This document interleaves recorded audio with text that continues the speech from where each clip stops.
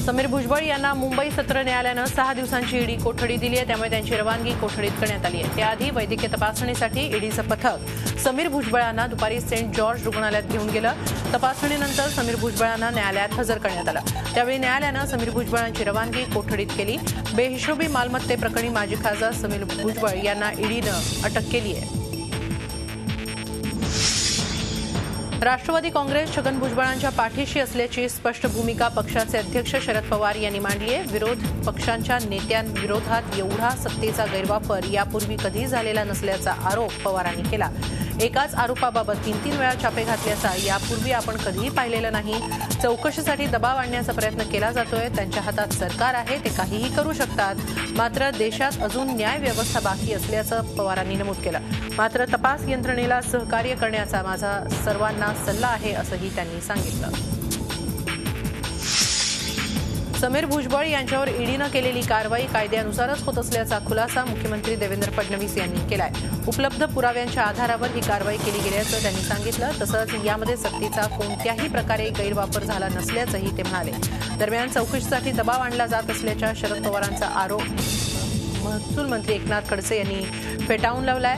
अन्याय झाल्याचं वाटत असल्यास न्यायालयात दाद मागावी असं आव्हानही खडसेंनी राष्ट्रवादी काँग्रेसला दिलंय। भुजबळांवरील कारवाई ही सूडबुद्धीनं करण्यात येत नसून न्यायालयाच्या आदेशानुसारच करण्यात येत असल्याचं भाजप खासदार किरीट सोमय्या यांनी सांगितलं। भुजबळ यांच्यावर सूडबुद्धीनं कारवाई करत असल्याचा शरद पवारांनी भुजबळांना झालेल्या अटकेमागे भाजपचं कट कारस्थान असल्याचा आरोप राष्ट्रवादी काँग्रेसचे प्रवक्ते नवाब मलिक यांनी केलाय। तसंच भाजप खासदार किरीट सोमय्या यांच्या इशाऱ्यावर ही कारवाई होत असल्याचा आरोपही त्यांनी केलाय।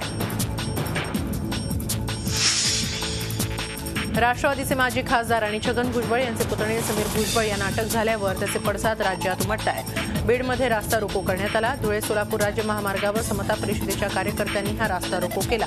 त्यानंतर घटनास्थळी पोलीस बंदोबस्त तैनात करण्यात आला। गाड्यांचे टायर जाळण्यात आले, तसंच 2 बसेसवर दगडफेक करण्यात आली आहे। समीर भुजबळ यांना अटक केल्याच्या निषेधार्थ येवल्यामध्येही रास्ता रोको आंदोलन करण्यात आलं। दुपारी 12:30च्या दरम्यान राष्ट्रवादीच्या प्रमुख पदाधिकाऱ्यांसह कार्यकर्त्यांनी विंचूर चौफुलीवर भाजप व किरीट सोमय्या यांच्या विरोधात घोषणा देत रास्ता रोकोला सुरुवात केली। यावेळी किरीट सोमय्या यांच्या पुतळ्याचं दहन करण्यात आलं। बाजाराच्या दिवशी अचानक झालेल्या या रास्ता रोकोमुळे वाहतुकीचे मात्र 3-13 वाजले होते। नाशिकमध्येही अटकेविरोधात आंदोलन झालं। मुंबई आग्रा महामार्गावर द्वारका चौफुलीवर हे आंदोलन करण्यात आलं। यावेळी किरीट सोमय्यांचा पुतळा जाळण्यात आला। राष्ट्रवादी काँग्रेसच्या कार्यकर्त्यांनी काही काळ रास्ता रोकोही केला। भाजप आणि किरीट सोमय्या यांच्या विरोधात जोरदार घोषणाबाजी करण्यात आली। तर भुजबळांनंतर आता इतर मंत्र्यांच्या अडचणीतही वाढ होण्याची शक्यता आहे। इतकंच नाही तर राष्ट्रवादीच्या अडचणीही वाढण्याची शक्यता आहे। जलसंपदा घोटाळ्याप्रकरणी महिन्याभरात आरोपपत्र दाखल होणार आहेत। एसीबी महिन्याभरामध्ये हे आरोपपत्र दाखल करणार आहेत। जलसंपदा मंत्री गिरीश महाजन यांनी ही माहिती दिली आहे। त्यामुळे तत्कालीन जलसंपदा मंत्री सुनील तटकरे आणि अजित पवार यांच्या अडचणी आणखी वाढणार आहेत। औरंगाबादमध्ये 1 फेब्रुवारीपासून हेल्मेट सक्ती करण्यात आली आहे। हेल्मेट न वापरणाऱ्यांविरोधात पोलीस सक्तीनं कारवाई करतायत। पहिल्याच दिवशी 5,587 जणांवर कारवाई करण्यात आली आहे। त्यातून 5,58,700 रुपयांचा दंड वसूल करण्यात आलाय। हेल्मेट सक्ती ही नागरिकांचा जीव जपण्यासाठी आहे, त्यामुळे नागरिकांनी देखील सहकार्य करावं असं आवाहन पोलीस आयुक्तांनी केलंय। भंडारा इथल्या महाविद्यालयाच्या अनागोंदी कारभारामुळे महाविद्यालयीन विद्यार्थी तसंच कर्मचाऱ्यांनी लेखणी बंद आंदोलन पुकारलं असून आंदोलनाचा 7वा दिवस आहे। तंत्रनिकेतन महाविद्यालयात डोनेशनच्या नावावर विद्यार्थ्यांकडून 2 ते 2.5 लाख रुपये वसूल करण्यात येत असल्याचा आरोप इथल्या विद्यार्थ्यांनी केलाय। त्यामुळे झी मीडियाच्या माध्यमातून शिक्षण मंत्र्यांनी याकडे जातीनं लक्ष द्यावं अशी मागणी इथले विद्यार्थी आणि शिक्षक करत आहेत। मराठवाड्याला विदर्भाला वीज सवलत दिल्याच्या बातम्या खोट्या आहेत। अद्याप असा काहीही निर्णय झाला नसल्याचं भाजप प्रदेशाध्यक्ष रावसाहेब दानवे यांनी नाशिकमध्ये स्पष्ट केलं। नाशिक विभागातील आरोग्य विज्ञान विद्यापीठाचं विभाजन, वन विभागातील प्रादेशिक कार्यालय असे अनेक प्रकल्प नागपूरला हलवले जात आहेत। नाशिकचं पाणी मराठवाड्याला दिलं गेल्यामुळे नाशिकच्या शेतकऱ्यांमध्ये असंतोष आहे। सगळं काही विदर्भासाठी होत असल्यामुळे याबाबत नाशिककरांमध्ये वाढती खंत पाहता याची दखल सरकारमध्ये मांडू असंही त्यांनी सांगितलं। वर्ध्यातील केसरीमल कन्या शाळेत शिकणाऱ्या निकिता अंदस्कर या विद्यार्थिनीच्या आत्महत्येप्रकरणी एका शिक्षिकेला अटक करण्यात आली। या शिक्षिकेला 1 दिवसाची पोलीस कोठडी सुनावण्यात आली आहे। वर्गमैत्रिणीनं निकितावर मोबाईल चोरल्याचा आळ घेतला होता। ही बाब वर्ग शिक्षिकेपर्यंत पोहोचली। यावेळी निकितानं मोबाईल चोरलं नसल्याचं शिक्षिकेला वारंवार सांगितलं, मात्र शिक्षिकेनं तिचं ऐकलं नाही। संपूर्ण वर्गात झालेल्या अपमानामुळे व्यथित झालेल्या निकितानं आपल्या घरी गळफास लावून आत्महत्या केली होती। आत्महत्येला शिक्षिका जबाबदार असल्याचा उल्लेख निकिताच्या सुसाईड नोटमध्ये आढळलाय।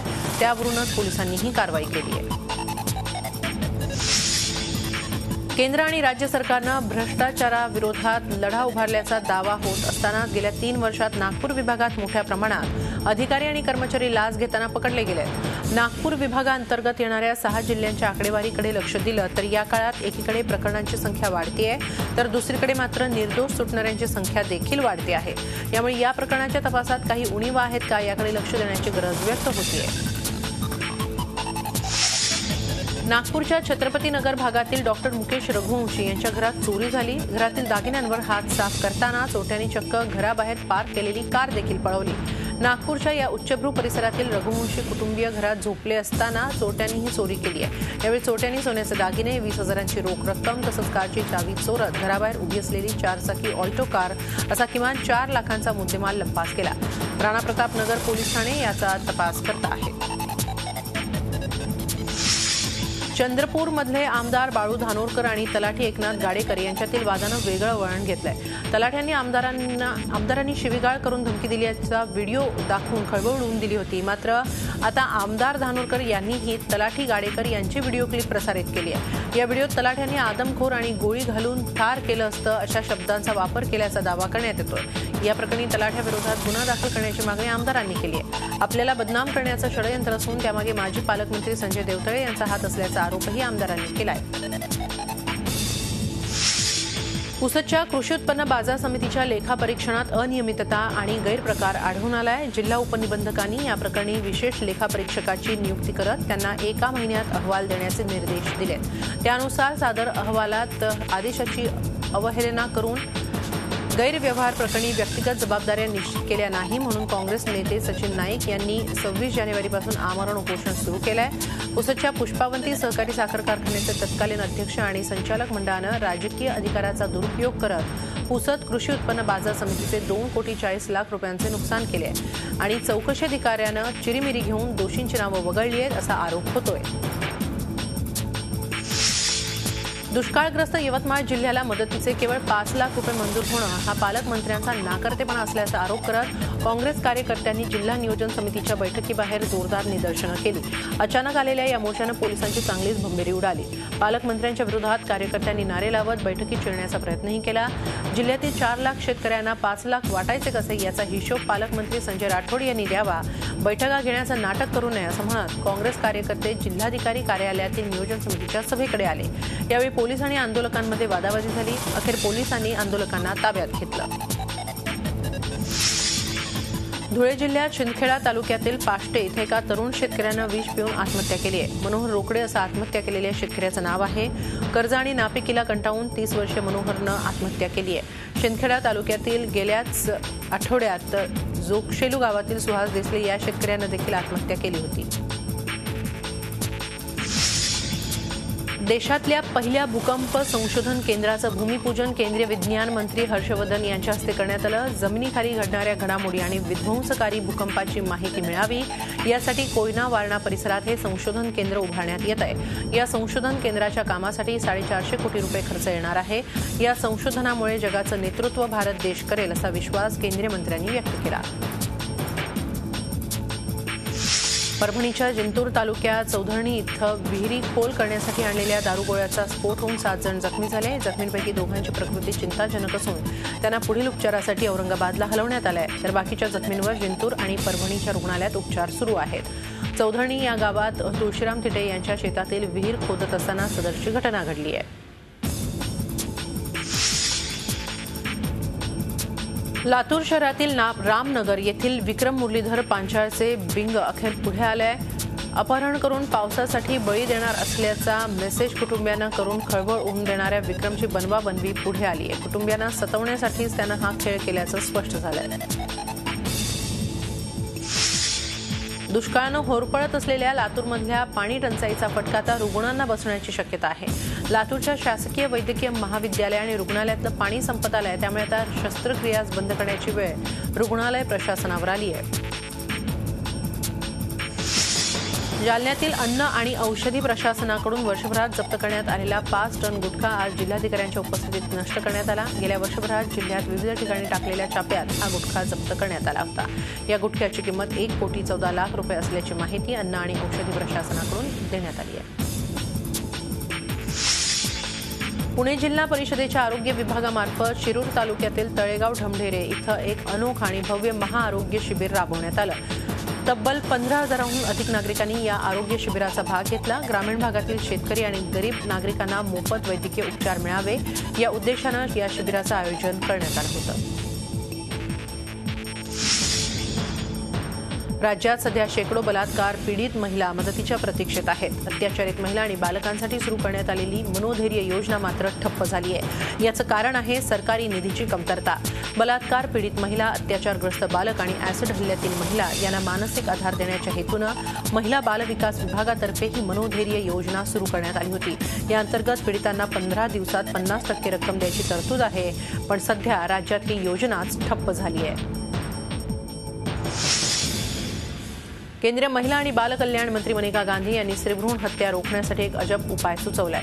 गर्भलिंग चाचणी अधिकृत करून अर्भकाचं लिंग आईला आधीच सांगावं, त्याची नोंद रिपोर्टमध्ये ठेवून त्या बाळाचा जन्म झालाय किंवा नाही यावर लक्ष ठेवावं असा सल्ला गांधी यांनी दिलाय। जयपूरमध्ये बोलताना अर्थात हे आपलं वैयक्तिक मत असल्याचं सांगायला गांधी विसरलेल्या नाही। सध्या स्त्रीभ्रूण हत्या रोखण्याच्याच उद्देशानं गर्भलिंग चाचणीवर बंदी आहे, हे विशेष। मुरुड दुर्घटनेतील सर्व मृतदेह सापडले, त्यामुळे मृतांचा आकडा 14 वर गेलेला आहे। सैफ अहमद नावाच्या विद्यार्थ्याचा मृतदेह शोधण्यासाठी सकाळी नौदल आणि तटरक्षक दलानं शोध मोहीम पुन्हा सुरू केली होती, मात्र सैफचा मृतदेह सापडल्यानंतर शोध मोहीम थांबवण्यात आली। दरम्यान या दुर्घटनेत पुण्यातल्या 2 जुळ्या बहिणींचा करुण अंत झालाय। रफिया आणि सफिया अन्सारी अशी त्यांची नावं आहेत। या घटनेमुळे अन्सारी कुटुंबीय हादरून गेले। सरकारच्या कासव संवर्धन मोहिमेअंतर्गत राजापूर तालुक्यातल्या माडबन समुद्रकिनाऱ्यावर कासवांच्या 75 पिल्लांना समुद्रात सोडण्यात आलं। राजापूर तालुक्यामध्ये कासव संवर्धन करण्याचा हा पहिलाच प्रयत्न आहे।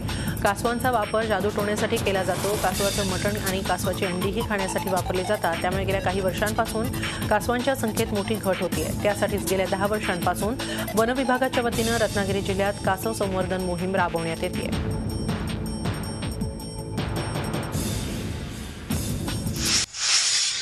मुंबई महानगरपालिकेनं आणखी 24 संस्थांना भूखंड परत करण्याची नोटीस पाठवली आहे। याआधी महानगरपालिकेनं विविध संस्थांना दिलेले आपल्या मालकीचे 36 भूखंड ताब्यात घेतलेत। आता नव्यानं पाठवण्यात आलेल्या नोटीसीमध्ये रिझवी बिल्डर्स आणि पवई डेव्हलपर्स यांचाही समावेश आहे।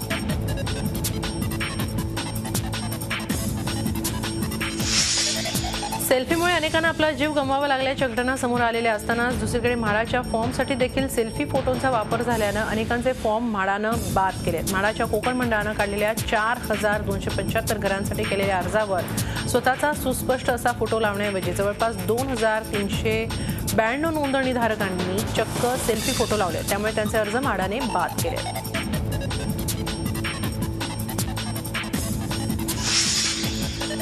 राज्यात अनुदानास पात्र असूनही मराठी शाळांना सरकारकडून अनुदान मिळत नसल्यानं राज्यातल्या कायम विना अनुदानात कृती समिती, मुख्याध्यापक संघटना, शिक्षक महासंघ या संघटनांनी एकत्र येऊन बेमुदत धरणं आंदोलन सुरू केलंय। यासाठी राज्यातील शेकडो शिक्षक आझाद मैदान इथं मागण्या पूर्ण होईपर्यंत बेमुदत आंदोलन करणार आहेत।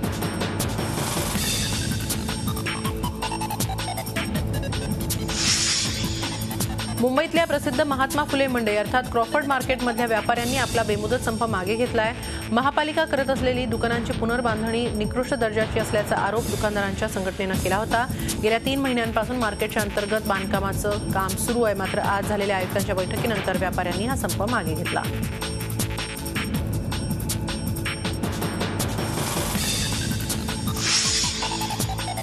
मुंबई महानगरपालिकेत अधिकाऱ्यांची नियुक्ती लॉटरी पद्धतीनं करण्याला महाराष्ट्र राज्य राजपत्रित अधिकारी महासंघानं विरोध दर्शवला। यामुळे प्रशासनात ढिसाळपणा येऊ शकतो, तसंच इतर अधिकाऱ्यांवर अन्याय होण्याची शक्यता महासंघानं वर्तवली आहे। मुख्यमंत्र्यांनी या प्रकरणी हस्तक्षेप करण्याचं आवाहनही त्यांनी केलंय।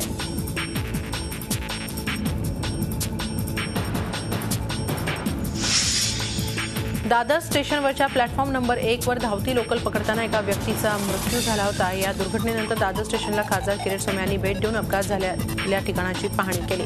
असे अपघात टाळण्यासाठी काय उपाययोजना करता येतील याबाबत रेल्वे अधिकाऱ्यांशी चर्चा सोमय्या यांनी केली। प्रवाशांनी धावती लोकल न पकडण्याचं आवाहनही सोमय्या यांनी केलं। यावेळी रेल्वेचे जनरल मॅनेजर SK सूद यांच्या कार्यपद्धतीवरही त्यांनी टीका केली आहे।